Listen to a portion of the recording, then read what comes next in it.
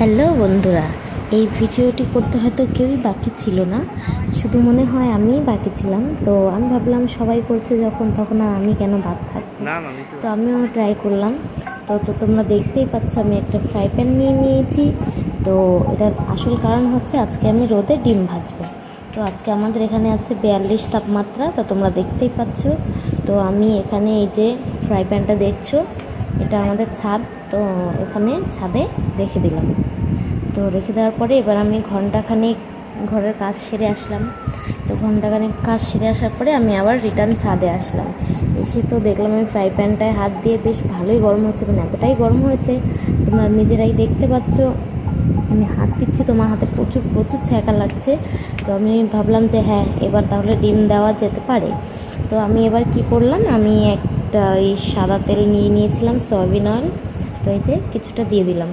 হ্যাঁ, তেল তোমার দাদাভাই একটু বেশি খায়, আমার অতটা লাগে না, আমার পর্যাপ্ত পরিমাণ হলেই হয়ে যায়। তো আমাকে বললো আরেকটু তেল দাও, তো তার জন্য আমি আরেকটু তেল দিয়ে দিলাম। তো তেল দেওয়ার পরে এবারে যে দেখছো আমি ভালো করে নাড়িয়ে চাড়িয়ে নিয়েছি। নাড়িয়ে চেড়ে নেওয়ার পরে এবার যে আমি ডিম, সেটা আমি ভেঙে দিয়ে দিলাম। তো তোমরা দেখতে পাচ্ছ, ও বাবা গো, দেখো বন্ধুরা, আমি ডিমটা ছাড়তে না ছাড়তেই ডিমটার উপরে কেমন একটা আবরণ চলে আসছে, মানে আর কি ডিমটা ভাজার পর যেরকম একটা ভাব আসে আর কি, সেরকম চলে এসছে। তো আমি তো ভাবতেই পারছি না, আমি তো ভেবেই অবাক যে সত্যি সত্যি রোদে ডিম ভাজা যায়।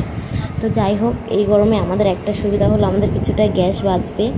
তো আমরা ভাবছি যে রোজ একটা করে ডিম ভেজে খাবো রোদে, তো কিছুটা হলো আমাদের গ্যাস বেঁচে যাবে। তো তোমরা দেখতে পাচ্ছ আমি ডিম মানে দিয়ে দিয়েছি। তো তারপরে লবণ দিয়ে দিয়েছি, দিয়ে কিছুক্ষণ আবার রেখে দিয়েছি। তো তোমাদের সূর্যের যে তাপটা সেটা দেখাচ্ছে যে কী রোদ তোমরা ভাবতে পারবে না, মানে আমি রোদে জাস্ট 1 সেকেন্ডও বসতে পারছি না, দাঁড়াতেও পারছি না। তো কিছুক্ষণ হওয়ার পরে দাঁড়িয়ে দেখছিলাম যে কেমন কী হয়। তো এই যে দেখো, তোমরা নিজেরাই দেখো রেজাল্টটা। জাস্ট মানে কি বলবো, সত্যি এত গরম পড়েছে যে আমার ডিম ভাজাটাই হয়ে গিয়েছে। দেখো তোমরা নিজেরাই দেখো। তো আমি আর কি উল্টাতে গিয়ে একটু ভেঙে গেল। তো যাই হোক, এই যে তোমরা দেখো, মানে কি বলবো, আমি তো পুরো অবাক হয়ে গেছি। তো বন্ধুরা দেখছো, আমি প্রচুর প্রচুর প্রচুর এক্সাইটেড ছিলাম এই ডিম ভাজাটা খাওয়ার জন্য। কি কেমন লাগে খেতে, আদৌ কি ডিম ভাজাটা খাওয়া যাবে কি যাবে না। তো এই যে তোমরা দেখো আমি তুলে নিয়েছি। তো এবার আমি নিচে গিয়ে ট্রাই করব। তো তোমাদের ভাবলাম খেয়েই দেখিয়ে দিই। তো খেয়ে দেখি কেমন হয়েছে, মানে একটু গরম আছে যেহেতু এইমাত্র ভেজে নিয়ে এসেছি। সত্যি মুখে দিলাম, সত্যি খেতে এতটা টেস্ট লাগলো কি বলবো। তোমরাও একবার ট্রাই করো, খুব ভালো।